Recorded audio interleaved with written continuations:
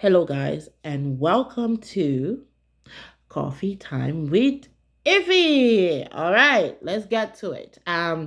Today I want to talk about something not so noticeable, not so obvious, but something interesting.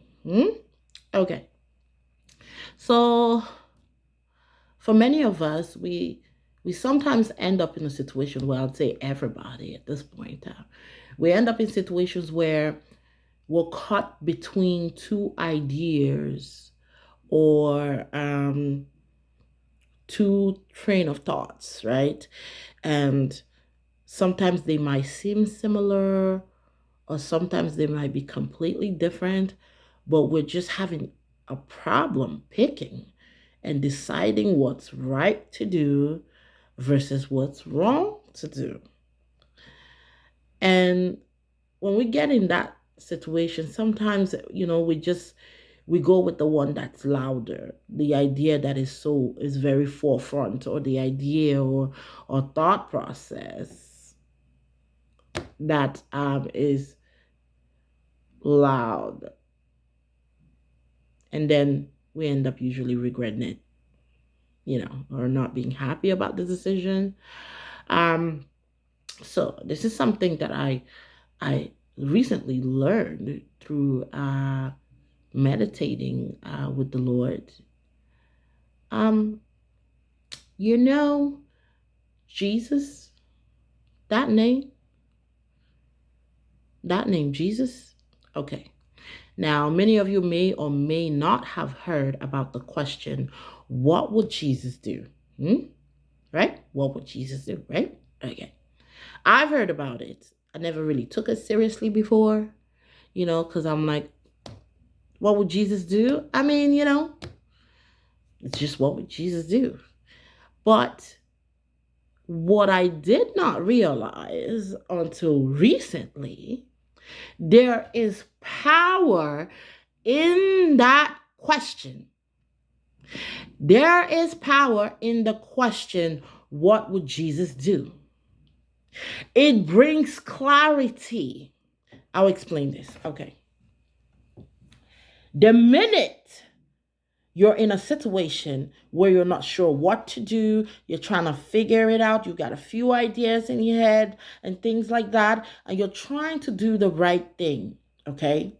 The minute you ask yourself out loud, you got to speak it out loud. You can't just say it in your heart like, no, no, no, no, no, no, no. That is asking in secrecy, okay? No, I'm talking about speaking it out loud. What would Jesus do? Do you know what happens after you do that? Your spirit reacts. You see, your spirit, the spirit that God gave you, knows the truth. The problem is the flesh. The flesh be getting all confused real quick. Okay? Our flesh is imperfect. It's gonna get confused. Okay? And God knows it. But that spirit you got right there, the spirit that God put in you, it knows the truth. It knows the answer. And when you answer that question out loud, what follows is clarity. Clarity in your decision. What would Jesus do? It's almost like you're shifting your mindset and somehow embodying a part of his mindset and his vision. And all of a sudden, the answer is clear. What would Jesus do? Honestly, what would Jesus do? Would Jesus heal somebody on the Sabbath? What's the answer, guys? What do you think? Would Jesus Christ heal somebody on the Sabbath? The answer is yes. Would Jesus Christ pray with somebody on the Sabbath? Yes, he would. Would Jesus Christ deliver somebody that doesn't really know him? Would Jesus deliver someone that is coming to know him, a beginner in walking with Christ, someone that doesn't know too much about him, but they believe in God and they want to learn, they want to know, they want to strengthen their faith, but they're not quite there yet? Do you think Jesus Christ would deliver that person? Now, if you're having a little bit of issue with this stuff, how about we try this together? Now, what would Jesus do? You see, the Jesus Christ I know is kind, merciful, understanding, patient.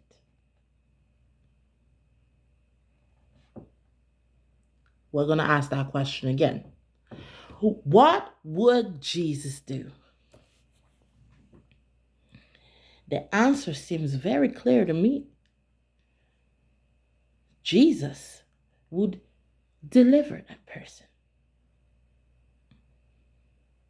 He would pray with that person. Nobody's perfect.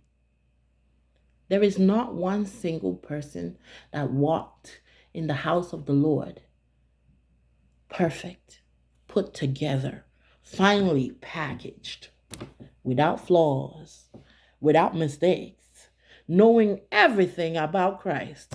Not one of us walked in the house of the Lord in that state. So, what does that tell you about God? It does not matter who you are. It does not matter where you're from. It does not matter how much things you've done in your life or how many mistakes you've made in your life. Guess what? The God that we serve is merciful, understanding, kind, caring, and loving. And he is a father that loves his children, a father. He is our Father, and his love has no bounds or limits. He is love. Jesus Christ is the Son of God. He exemplifies the image of God. Now, Jesus Christ knows we're not perfect. He knows we make mistakes. And above all, we have bad habits. A lot of them. He knows all this. Jesus is someone that speaks truth and speaks life into us. Someone that came to show us, to help us, to save, heal, and restore. To save, heal, and restore. He would not let anybody go. When somebody reaches out to him, Lord, teach me. Lord, heal me. Lord, help me. I want to know more about you. I'm curious. I don't know everything about you, but I got a lot of questions. Guess what Jesus does? He goes, okay, and I got answers for you. Come on in. Come in and sit down. I got time for you. I've been waiting on you for a long time. It's about time. Let's go. He's very happy. There is joy in the heavens. There is joy in the heavens that one more of us is seeking God. That one more of us wants to be healed. That one more of us is choosing to live freely. One more is set free from captivity. One more is choosing truth over lies. Isn't that worth celebrating? Isn't that something that we should rejoice at and be happy about?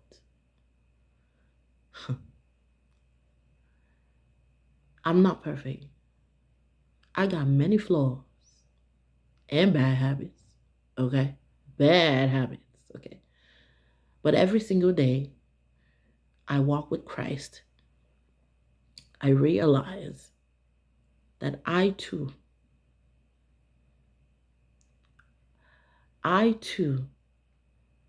can experience the love of God.